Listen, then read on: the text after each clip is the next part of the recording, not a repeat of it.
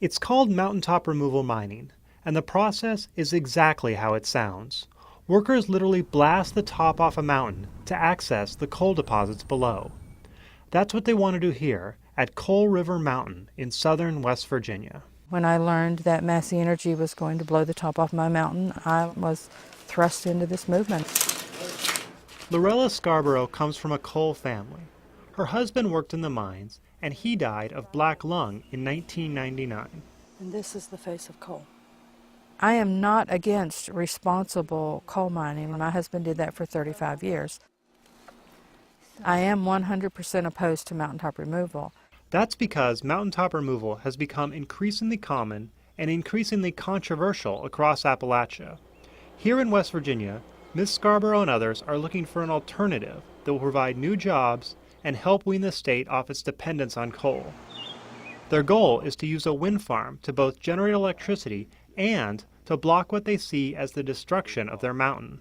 Success would be a way for the people that we love to make a living without destroying everything around us.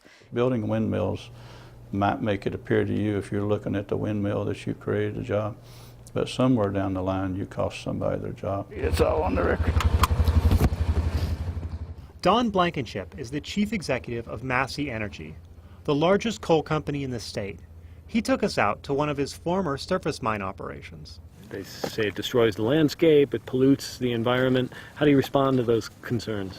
Well, I don't think you can put them back as good as God put them there, but I think that generally speaking, the environmental damage is far less than the value of the mining, the value of the domestic energy, the value of the inexpensive electricity, the jobs, all the national security that comes from having domestic energy.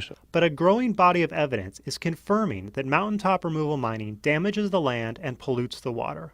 Critics argue that Mr. Blankenship isn't accounting for all the costs. If the health costs attributable to coal pollution were assigned to coal, and the total environmental costs assigned to coal, then we'd find that coal is more expensive than renewable energy.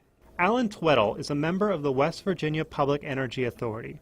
He supports activists like Ms. Scarborough, but knows that the odds are against them. They're a wonderful group of dedicated people without much money, and therein lies their problem. Just because you're right doesn't mean, that you're going to win. Ms. Scarborough is not just up against Massey Energy, but many of her neighbors in the region.